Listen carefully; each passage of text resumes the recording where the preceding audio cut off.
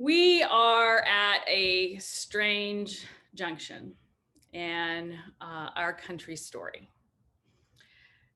I don't know that even a few months ago, I would have imagined some of the events of the last few days as being, really plausible.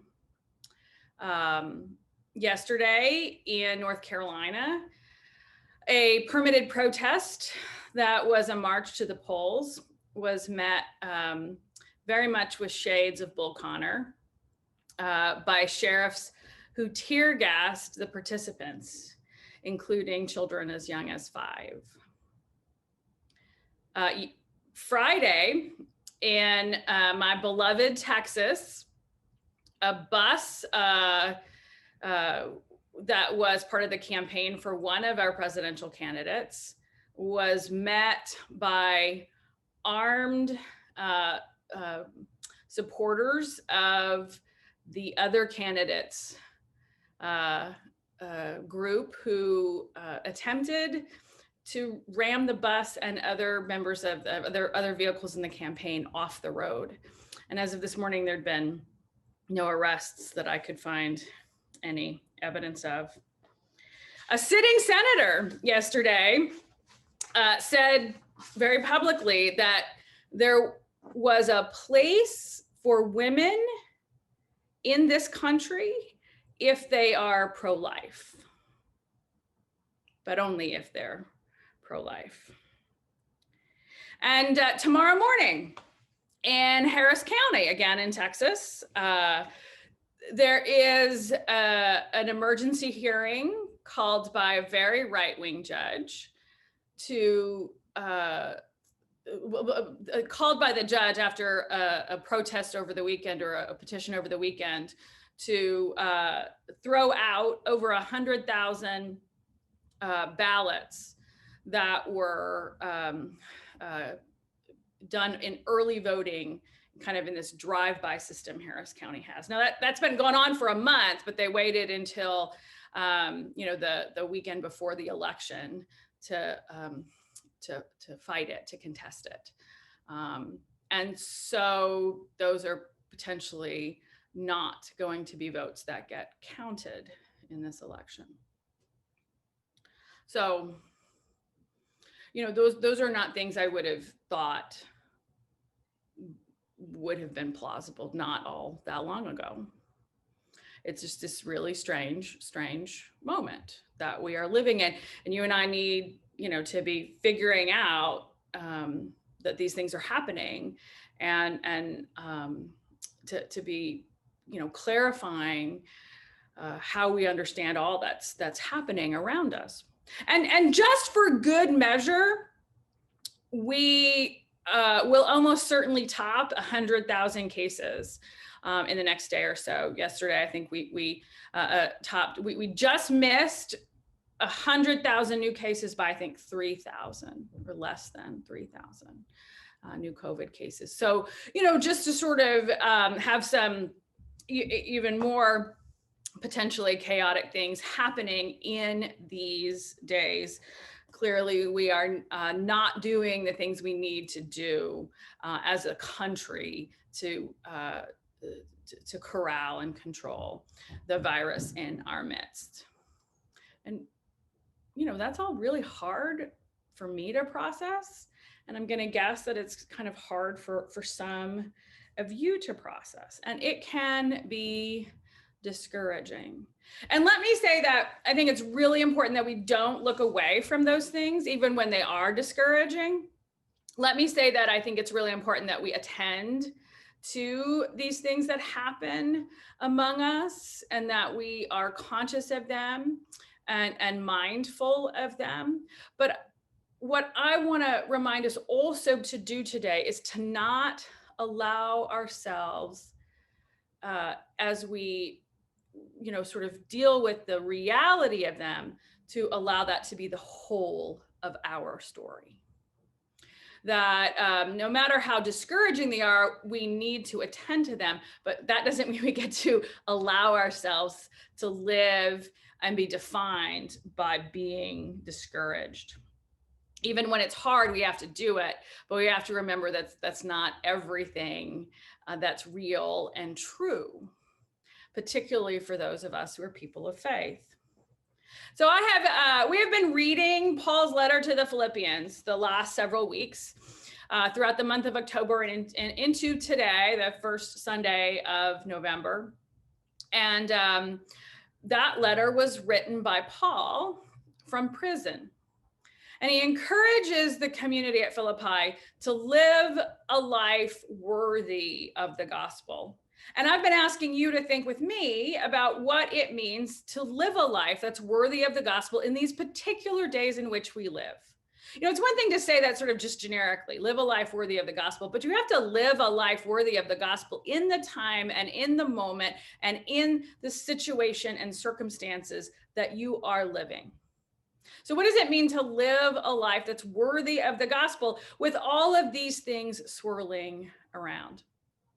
And as a part of my thinking around this, I also went and thought about other prisoners of conscience and letters that they wrote from prison. And as part of that, I read this month biographies of Dietrich Bonhoeffer, who was a prisoner of conscience of the Nazis, and Nelson Mandela, who was a prisoner of conscience of the apartheid state in South Africa. And I read their experiences, their commitments, their resolve, their courage.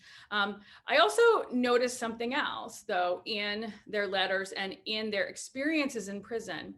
And both of them, much like Paul, as we've heard in the text that we read today, found reasons to be thankful, named reasons to rejoice. Bonhoeffer was consoled very much by remembering the experiences of community he had, and gave thanks, just very much as Paul has, as we've just read, gives thanks for being connected to community and having relationships and being sort of to lean into that. And Nelson Mandela in particular found a lot of consolation and productivity in being imprisoned with colleagues in the struggle. And they, really found that leaning on one another and sustaining one another was a sustaining grace.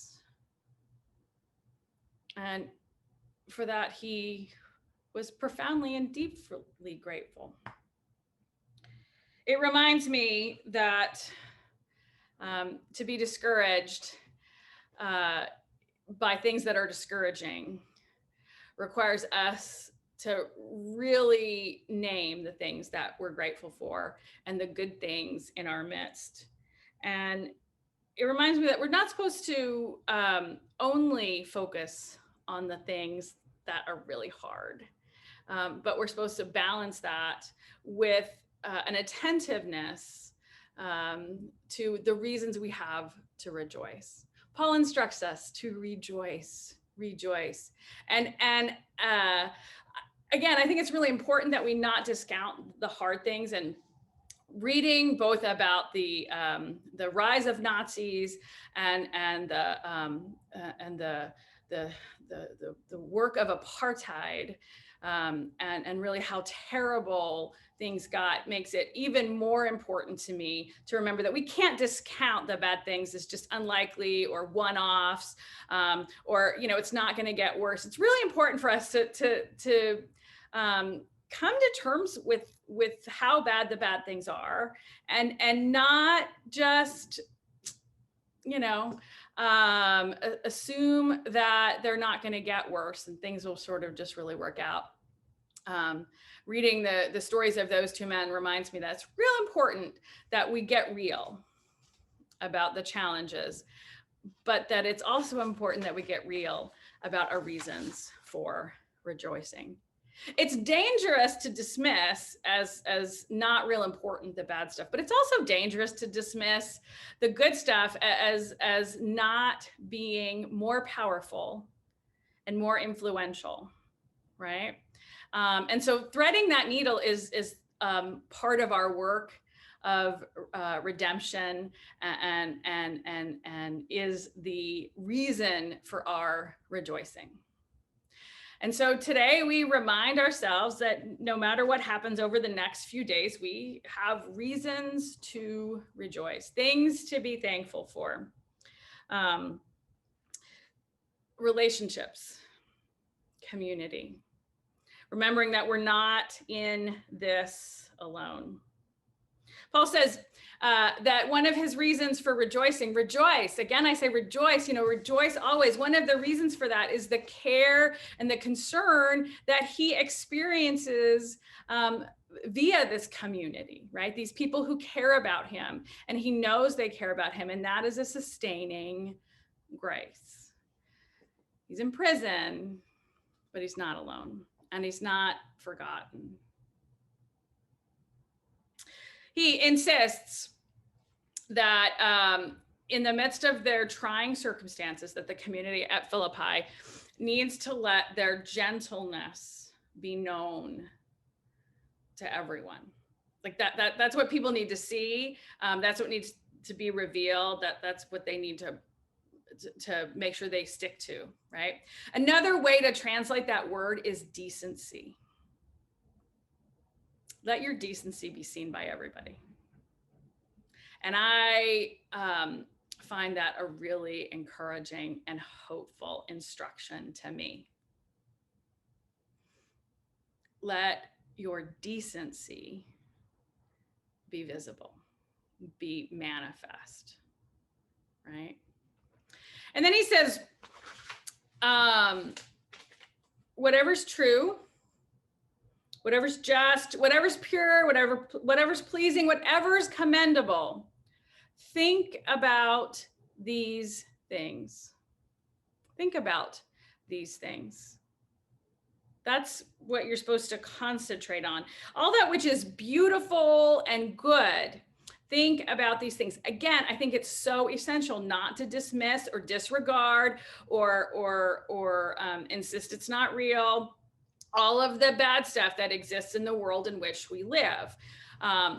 But don't let that be the thing that you think defines you or your relationship with the world. Pay attention as well to the things that are beautiful and good. Concentrate on those things is the way another translation puts it. Concentrate on those things, not as a way to deny that which is evil or hateful or harmful or racist, but as a refusal to allow that to be the whole of the story. To insist that the good things are just as real as the harmful and hateful things. So today is, as I said, All Saints' Day, and that's a day when we remember those we have lost, who we have loved. And that can be painful, that memory, but I'm also reminded of one of the most beautiful moments in my life was after my grandmother died. And I remember being gathered at my aunt's kitchen table.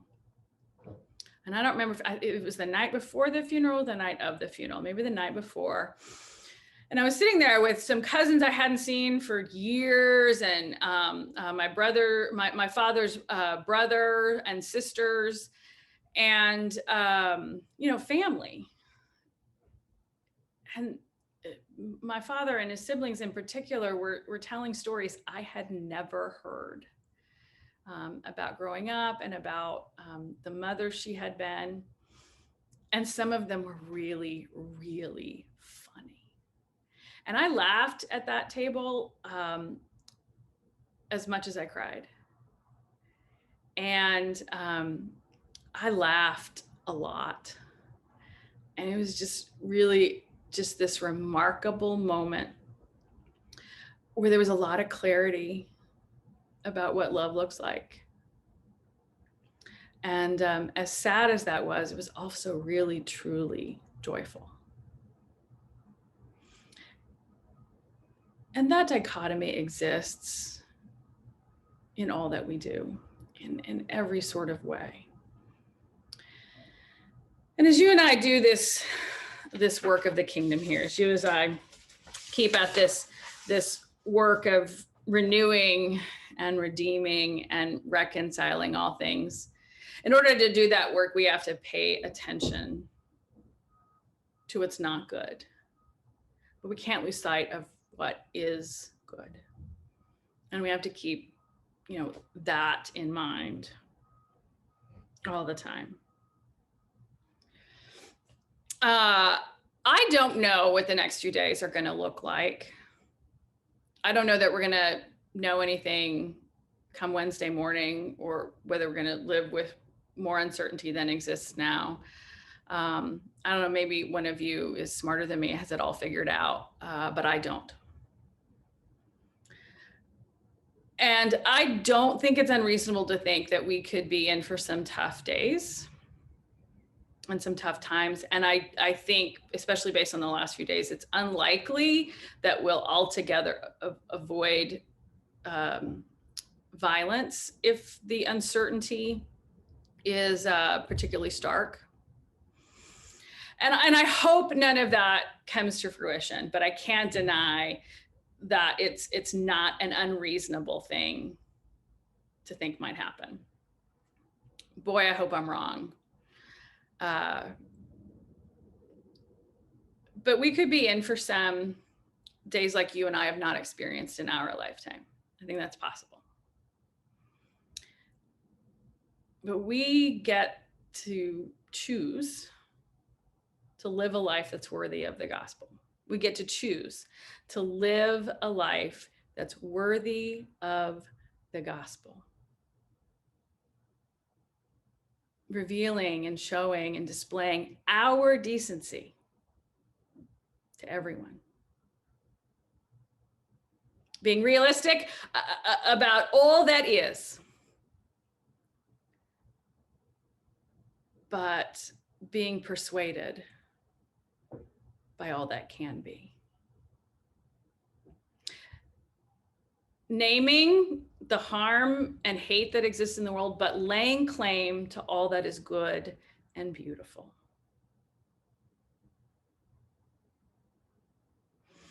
From prison, Nelson Mandela wrote to his wife, "Hope is a powerful weapon, and no power on earth can deprive you of it."